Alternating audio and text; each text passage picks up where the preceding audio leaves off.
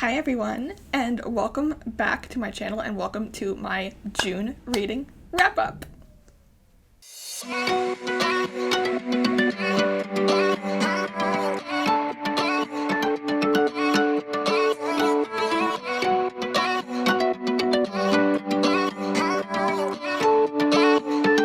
Okay, so before we get started, yes, if you see my sunburn, no you don't, do not perceive it, do not look at it, do not acknowledge it. We are aware that I did not know how to apply sunscreen and that I am currently living my dream life as a tomato. So yeah, do not look at it. This is like a week later, so this is actually better than it was a week ago, but just, don't look at me. Don't look. Close your screen. Close your screen right now. We don't look at me. So today we are doing my June reading wrap-up, which is crazy because it's already June. But, time is not real. So that's fun. So I read 5 books I almost said this week. God, it felt like it was in a week. I read 5 books this month. Almost in a week because I didn't actually start reading this month until like the 15th, which was literally because last month's books, so if you watched the May, if you watched the May wrap-up that I did, you know that I talked about what will probably be my favorite book of the year, which was Mirror and the Light, and literally that book ruined me. That book ruined me to the point where I was like, I'll never read another 5-star book this whole year. Nothing will ever top that book for me, which is probably true, but I did have 2 5-star books this month, so clearly I was not thinking correctly. But I read 5 books this month, had a really good reading month, not in terms of volume, but in terms of quality of books that I read. I only had 1 book that was below 4 stars, and I was just 3.5, and I had 2 4-star books and 2 5-star books. So, with that being said, I will talk about them in the order that I read them, because that is easiest for me in my brain. So the first book that I read was The Death of Vivek Oji by Imkaylamarie. This was my first, This was my first Imkaylamarie novel. I think I have all of their other books on my TBR, and if I didn't, then I do after I read this one. So this was my first 5-star book of the month. This is an author that I've been meaning to read for as long as I've been thinking about reading again. I was actually between this one and Pet for my first one, but I literally walked into my bookstore when I was buying books for last month, and this was sitting on a table at the front in a display, and I was like, it's a sign. That's the one that I will read this month. This was 5 stars. So this book, we are following a character named Vivek, who is he lives in Nigeria, and the book opens with his dead body being returned to his mother. So we already know it's going to end happily. Or not. And then the book flashes back, so we learn more about his life, and we end up following his life up to the point where he dies, and find out how he dies and why he dies. Vivek is struggling not only with his sexuality, but also. Okay, I cannot speak at 9:30 a.m. apparently, so I apologize for that. But also his gender identity, which in the town where he lives is something that is not accepted. So he has to hide that part of himself for most of his life. We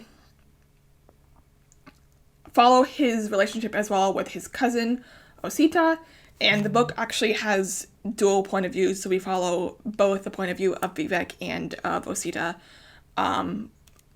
more or less alternating every chapter, I think. As you can tell, I like this book because I tapped it a lot. I don't always tab books, and tabbing books doesn't necessarily mean that I liked them. Like, for example, my other 5-star book is not tabbed at all, which I'll talk about later, but there were so many quotes in this book that were I was like, oh my god. This book deals a lot with the intersectionality between race and sexuality and gender identity, as well as religion a little bit. I'm not going to talk about whether or not I think the race piece was done well, accurately, because I don't know if you can tell, but I am about as white as they come. Yeah. So I don't feel comfortable speaking about that piece of it. But in terms of just the coming of age into your sexuality and into your gender identity, that I thought was done very well, as an independent factor from everything else that the book explores. The storytelling was beautiful. Akweke is a non-binary author themselves, so you can definitely tell that, you know, they know what they're talking about, at least in terms of their own experience reflected in how they write. The ending made me sob. I'm not going to spoil anything, because I try not to do spoilers in my general wrap-ups, because I hate when people, like, give reviews and they basically tell the entire plot of the book in their review, and then I'm like, okay, well, why am I going to read it then? You read the book to me! So I'm not going to spoil it, but the ending, when you find out what actually happened to Vivek in his last moments, I was like, I didn't see it coming. I'm going to be honest, they lead you to believe that one thing is what happened, and then something else happens, and it... No, is what I said. Well, not really, but, you know, in my head I was thinking it. So yeah, this was my first read of the month. 5 stars. Akweke has become an auto-buy author for me. I don't know when I'll get to the rest of their books, but I will eventually. So, the next book that I read, I actually read 2 at the same time, so we're going to do the one that I finished first, which was The Water Dancer by Tana Hesi. This is the other one that I had, but this one I only rated 4 stars. So this book, we are following a young boy named Hiram Walker, who is half black and half white. He lives on basically a plantation. They're not called plantations in this book, but his mother is black, his father is the plantation owner, so he's white. So he's, you know, that's great.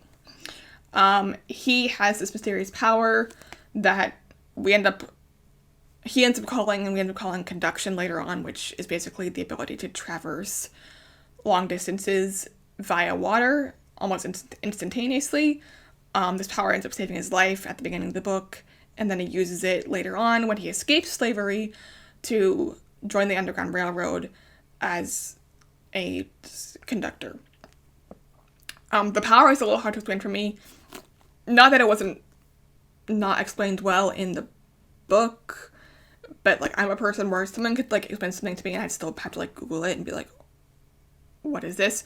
But yeah, it involves water and traveling. Kind of that fantasy element. This is, you know, historical fiction with the fantasy element. I keep saying, yes, there's fantasy in it. I picked this book up because, well, I know that Coates has been on my radar because I know he just finished, I think it just finished his Black Panther comic book run, which is also on my TBR. And so I had his books on my radar as something that I would probably want to read. This is his first novel. Everything else he's written before has been nonfiction. So this was his first novel. I gave this book 4 stars. The reason I gave it 4 stars and not 5 stars is because the opening, 100 pages, were very slow, in my opinion. And I did read a lot of reviews that kind of said the same thing when I finished the book, because I was like, is it just me? Am I just, so, into, fast-paced action fantasy that when something is, slow, I'm like... But no, it felt very slow for me and for people also that I've read reviews of. The opening is very, expositional. There's a lot of introducing the characters, introducing the world, introducing his first glimpse at, our first glimpse at his power. Once he escapes, it picks up to the point where I was like, I literally sped through the rest of the book after he escapes, because I was like, I gotta know what happens. I gotta know what happens. I gotta know what happens. But the first 100 pages, I was like, I didn't want to, because I don't like DNFing books unless they're like awful, especially books that I pay for. But I was like, will something happen, please? And not to say that the writing was bad in the first 100 pages. The writing was beautiful. It's descriptive throughout the entire book. I just felt like, for me, as the kind of reader that I am and the kind of books that I just like things to happen in the book. But yeah, this was 4 stars. Definitely recommend this book. Again, I won't spoil the plot points, but it's very interesting because this book, they don't use the words like plantation or slave or master or anything like that. They have their own set of their own colloquialisms. Is that the word that I'm looking for? In this world, but it's very clearly like not like a fantasy world. Like, it's very clearly, I mean, it's literally set in Virginia. They say Virginia like 50,000 times in the book, which is where I live. So that's fun. But yeah, there's like, it kind of makes me feel like, oh, this isn't like real, and then like things happen and you're like, oh no, it is. It's real. But yeah, again, highly recommend. Incredibly written, beautiful story. 4 out of 5 stars from me. Next book that I read is Shadow and Bone by Leigh Bardugo. This is the first book in the Grishaverse trilogy, which obviously there's more than just a trilogy at this point now, but this was the first one. So, picked this up because the show's been on my radar, but I told myself that I wasn't going to watch the show until I read at least the original trilogy, and maybe Six of Crows, which I will read Six of Crows, just whether or not it's before I watch the show. It's yeah. So this I rated 3.5 stars, which actually I liked this more than I thought I was going to, because a lot of people that I watch reviews of were like, they're like, Shadow and Bone is so awful. Six of Crows is where it's at. Shadow and Bone can go die in a ditch. So I went to this book being like, I will probably not like it, and I'll probably just have to force myself to finish it. But actually ended up really liking it. Probably because I am a sucker for good fantasy. This book, obviously, if you don't know, Shadow and Bone, we live in the Grishaverse, and not everyone, people have powers. And Alina is an orphan, and she discovers that she has not only a power, but also a very important power. She is a light summoner, light bringer, she can control the sun and the light, which is something that not anyone else in the world at this point can do. So she's obviously very highly, highly sought after by many people for many reasons. And there's this expanse called the Shadowfold, which is what's created by the dark, by someone a long time ago, that is home to a bunch of like deadly creatures, and her power can defeat the Shadowfold, and so she has to learn how to control her power and also control herself. So, things I liked about this book has one of my favorite fantasy tropes, which the Red Queen, which I read last month, also had, which is there's magic, but your magic is limited. So it's not like Harry Potter, where you can just like cast a spell to do whatever you want. It's like you have magic, but you have a power, and the power might be something that is you want, or you might not want it, or it might be completely useless unless in like very specific situations. So both Red Queen and this one have that trope in which there's magic, but everyone's power is very limited and kind of, you know what I'm trying to say. If you read these books, then you know what I'm trying to say with the powers being limited, which I liked because I feel like it keeps the characters from being like too overpowered,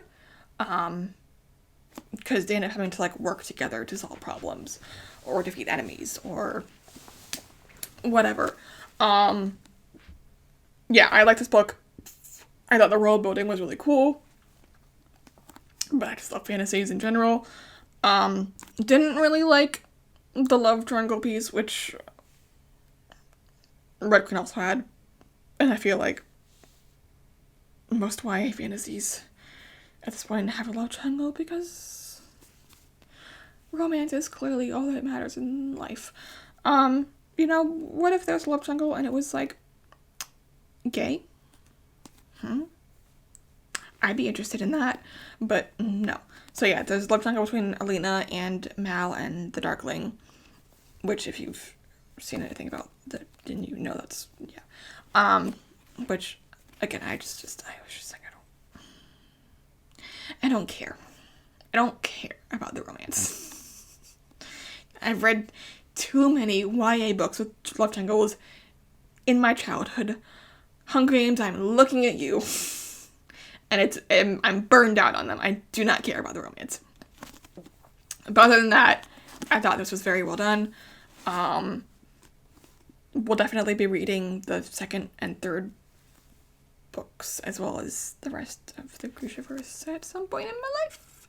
Well, hopefully some point soon, but, you know. Yes. Cool. Alright, the next book that I read is my thick boy of the month. And that is Project Hail Mary by Andy Weir. And this was my second 5-star book of the month, which I totally knew going in, because The Martian is like in my top 3 books of all time that I've ever read. So I kind of knew this was going to be up there. So this book is his latest novel. It came out this year, so like very recently. This book is another space mission gone wrong, and we are following Ryland Grace, who is an astronaut, and he is the last survivor on a mission to save Earth. There are these tiny microscopic aliens that have been discovered that actually feed off of the stars, including the sun, and so they're killing a lot of planets. And Ryland is sent off with 2 other people to go see if they can find a solution. When it begins, it feels like it's going to be kind of very similar to The Martian, in the case of like an astronaut stranded alone. He can't communicate with home. Will he be rescued? Which, of course, when I started it, I was like, alright, we gotta do something different this time, Andy, because, you know, The Martian was great, but also The Martian was its own thing. And then this, so kind of mild spoilers for the book, but if you're like, is this just The Martian but in space instead of a planet? No, because pretty soon on in the book, given the book is like over 500 pages, Ryland meets an alien. And when I tell you, so the alien's name is Rocky. Rocky, I would die for Rocky. The book was already great, and I love Ryland as the character, but Rocky, like, oh my god, I would die for this alien. He was so cool, and so basically Ryland and Rocky end up working together because Rocky is also there for the same reason, but on his planet is dying. And so they become allies and then eventually friends, and there's so much cool, like, so Rocky communicates solely through music notes, which I thought was really cool, and because Ryland is, like, you know, smart. he can translate and learns how to translate and learns how to speak, and blah, blah, blah. But their friendship throughout the book had me in tears at points. Like, there were points, and again, no spoilers, but there were points where I was, like, sobbing reading the book because some stuff happened, and I was like, this cannot be happening. But it was so good. It was so good. I don't know why I doubted it. It was so good. The ending, there's a lot of twists in the book. The ending does not end like you think it's how it's going to end. It definitely takes it's like you're going, and it goes, those are official book reading sound effects for plots. So yeah, this book, 5 out of 5 stars, just absolutely incredible. There is a lot of math in the book, which you've read The Martian, you know that Andy Weir loves his math. And I'm not, like, a math person. So I can't be like, that's correct. It's also correct. Like, I just read it and I was like, alright, seems right to me. Okay. But it's really cool to see these two characters who are from very different worlds and have very different experiences in life coming together for a common goal, which is saving each of their planets, and not like the typical, like, hostile alien encounter. Like, they're very much like, they literally become like BFFs by the end of the book, so it's very good. 5 out of 5 stars. Would highly recommend reading this. And The Martian, if you remember The Martian, which is also one of my favorite books, as I keep saying. So yeah, we're at the end. The last book that I read was War Girls by Tochi Onyebuchi. This book is a futuristic African science fantasy.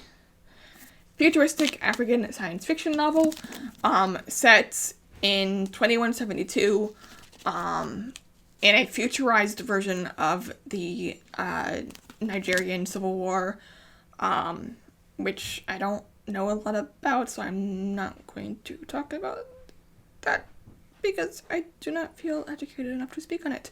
But we have the Nigerians and the Biafrans. They're fighting over land, and we follow 2 sisters, Onyi, who is this very decorated, very, like, skilled war, I almost said war criminal, oh my god, soldier, and Iffy, who is the younger sister, and she's very, like, science techy, very, like, she's a scientist, she's an inventor, and they live in Biafra, and the book opens and something happens and they're separated. And so Iffy is taken to Nigeria and Onyi stays in Biafra and becomes even more of a well-decorated soldier. And Iffy becomes a student and in Nigeria. And so the book follows both these sisters who are now basically living on opposite sides of the war, and how that kind of affects them, and how what we learn about their childhood and their past growing up also affects them in their relationship. And this book does a really good job at exploring the effects of war on everyone, but especially on young people, on children, as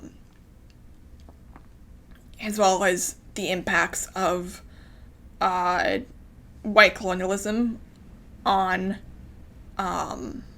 non-white nations, because there's a whole that,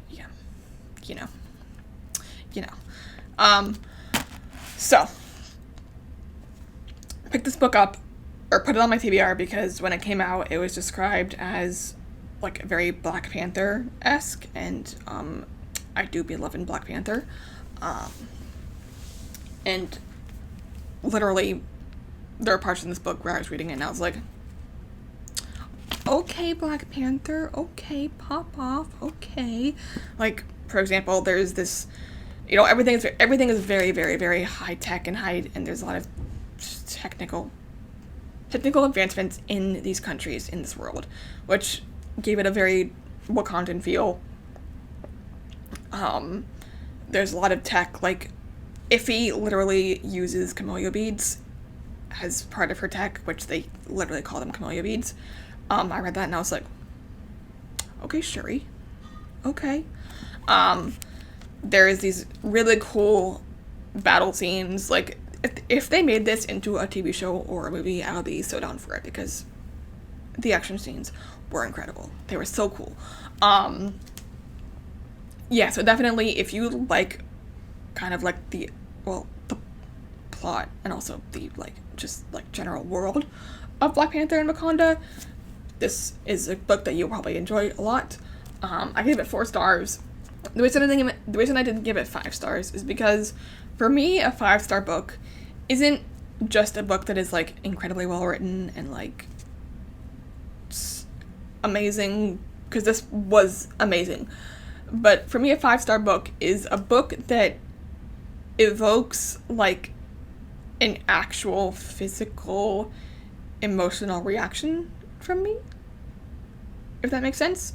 Like, Vivek OG, I sobbed. Project Hail Mary, I sobbed, and also I laughed a lot. This book I came close to at a lot of points, but I never actually got there. And that could just be me. I don't think that's a reflection of the writing or anything. I think that could just literally be me. But that's why I only give it 4 stars, but I will absolutely be reading the sequel, Rebel Sisters, at some point in the future. So yeah, 4 stars. Again, just a very strong reading month for me in terms of quality of books. Which, you know, if you watched my May wrap-up, you know that I read some not great books last month. So thank you all for joining me for my June reading wrap-up. Can't believe it is already June. Remember to like and subscribe. Or not. That's cool too. Goodbye.